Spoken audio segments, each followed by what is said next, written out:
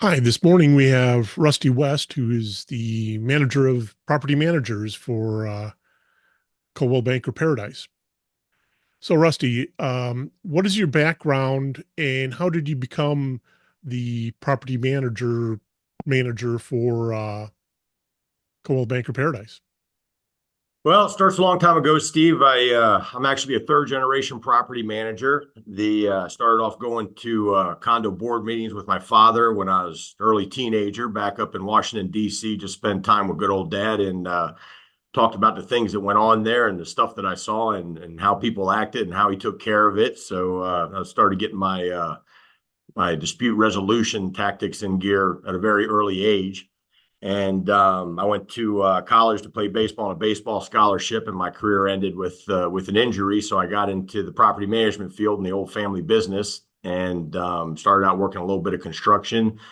And then at 21, I was managing my first DC condo. It was a 104 unit mid-rise building about a block south of the zoo on Connecticut Avenue called the Carlton Condominiums, and worked for a great gentleman there. Taught me a lot of stuff, Larry Gaffigan and Gaffigan Management. I'm sure he's long since retired now.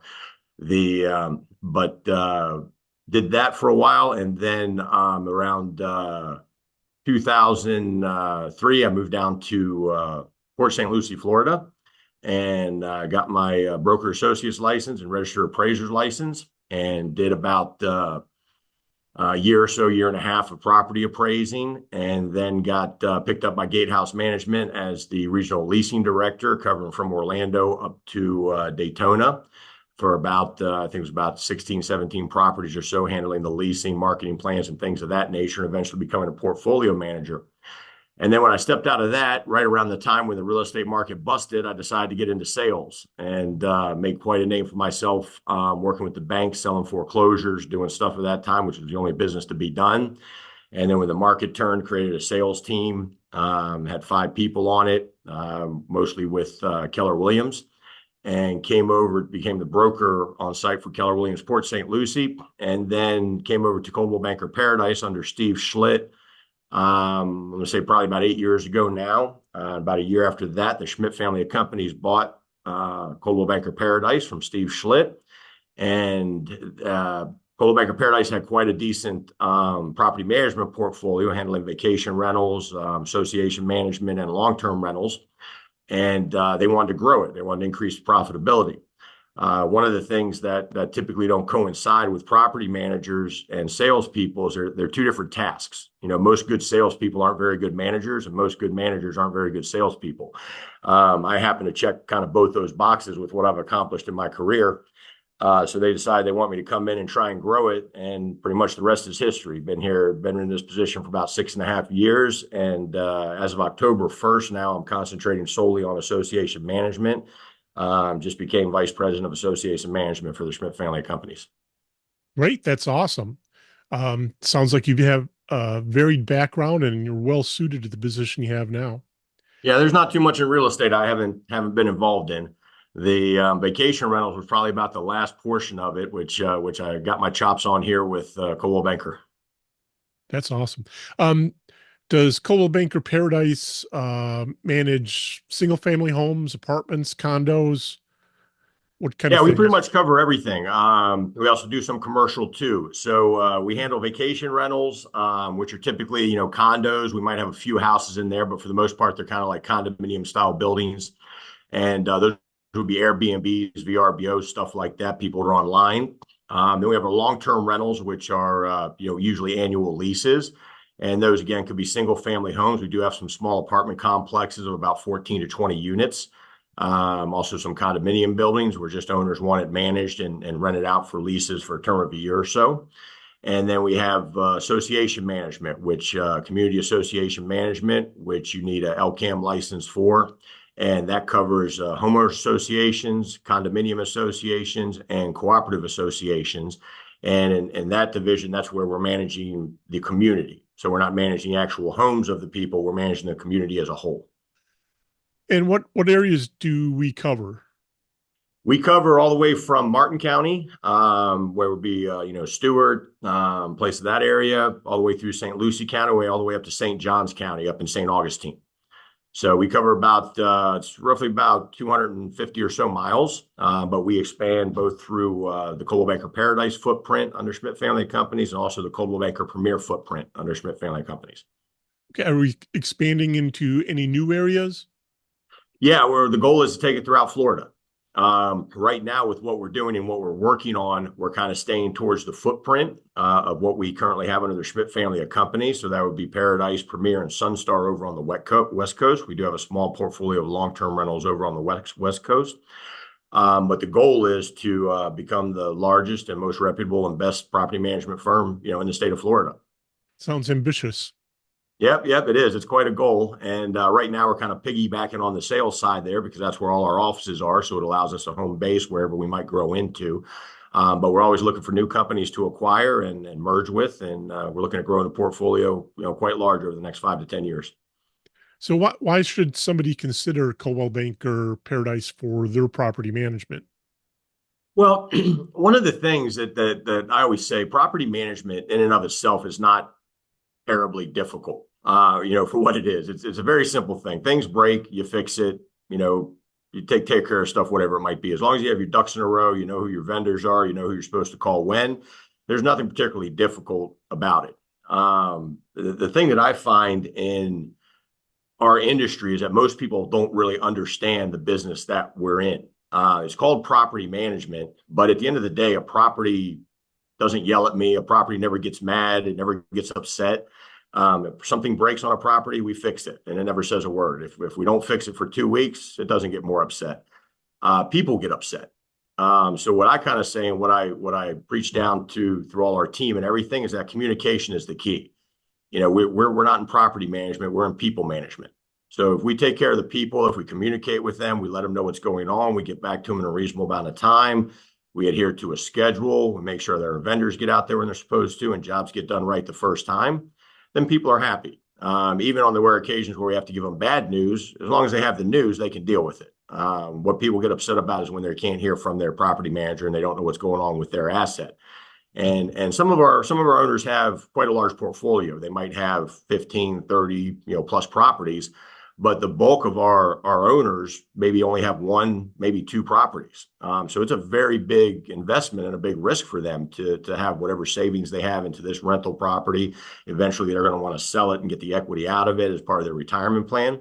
So it can cause them quite a bit of stress if we're not communicating what's going on. Sounds like you have the right attitude and the right philosophy as far as keeping the customers happy. How are sales going right now? Sales right now are pretty stagnant. We're not seeing too much as far as the rental side and the investment side, and doesn't look like there's too much happening just on the regular, homeowner um, purchaser side of it either. A lot of that I think has to do with the interest rates. We have quite a few owners. Most of our investor owners are typically cash buyers, but we do have some that do finance or at some point refinance out their cash in order to buy another property. And with the rates being where they've been at, it just doesn't, they can't really cash out and then buy something else because the loan that they have or whatever they're dealing with is so beneficial. But I think we're going to see probably a pretty good uptick here, coming after today being election day and stuff. I think it's going to loosen some of the purse strings a little bit. And regardless of what your political affiliation is or which way you vote, I think you're going to see a pretty decent uptick here coming towards the first of the year. I think once things are settled, you're right that once people know which way things are going to go and have something firm to look at going forward, they can make plans to adjust. And Yeah, and in election years is typical leading up to it. There's a little bit of uncertainty, especially in the recent, in the 2000s, since it's been the elections have been, kind of like Super Bowl Sunday as far as the drama and the stuff that comes up from it. But yeah, usually the leading up the year of the election, things start to slow down a little bit. People are trying to find out what it is, make sure they're holding on to what they got. And then regardless of which way the wind blows, it tends to loosen up a little bit because now people at least know what's going to happen and what they can expect. given that, do you foresee a strong rental market in the near future? Yeah. The rental market is always strong. At least in my 30-year career, I've never actually seen a bad rental market. There's been degrees of good. But even going back to the bust back in 2007, 8, 9, 10, and those eras, the rental market was always very large. The rental pool, people always need a place to live, even if they're losing their jobs, if they're getting foreclosed on, like it was so bad during that time. They still need a house. So if they can't buy one, they're looking to rent one. Now, the one big difference during that time is that because everybody was losing their job and had bad credit and was getting foreclosed on and stuff, you might have 50 or 60 applications on a home or an apartment, but everybody had bad credit. Everybody had bad stuff. So you couldn't really go with the old, oh, let me do a background check. Let me get the credit report. Let me verify their income. Okay, 700 credit score. Yeah, I'll rent to them. You were really picking from people that had 450s, 500 credit scores. And at the time, a lot of investors that I met with were basically judging people based on a face-to-face interview. They were just kind of using their gut, and saying, hey, listen, how do I feel like this person's going to do it? And a lot of times, they'd have to evict, one or two people before they found somebody. But once they did, that person typically stuck for 6 or 7 years because they were trying to rebuild their life, from the fiasco that was the bust during that time. And then when you get to a time like COVID, COVID was a very, very stressful time because a lot of people weren't working. Everything was shut down. There's a lot of incomes lost. And the national average, if I remember correctly, was something like around the low 40 percentages in delinquency during that time. And in our area, in the Paradise region, we were able to keep that between 10 and 15%, simply, like I said before, because of the communication with our tenants. Every time there was a new program that came out, available money, government assistance, whatever it might be to help people pay their rent, we were immediately blasting emails out. Managers were making phone calls, letting them know what website to go to get that kind of money and stuff like that, rather than just sitting back and waiting for 2 months everything to open back up again. Like right now, our applications, we're running at about 98% occupancy. It usually takes us about 30 days to rent a place now to find a tenant for it, which in a rental market is kind of considered stable.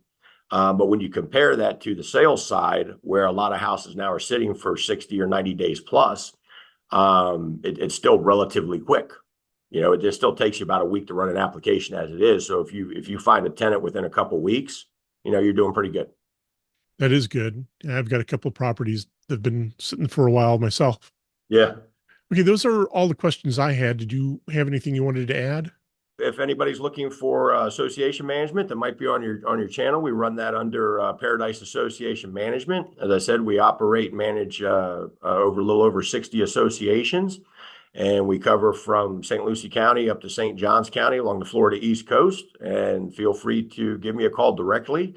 My name is Rusty West. I'm the Vice President of Community Association Management for the Schmidt family of companies, and my number is 772-528-5272. Look forward to working with you. Great. I think if you'd like to, I'd like to do this again next quarter, and we'll see how things have turned out after the election. Absolutely. Be happy to, Steve.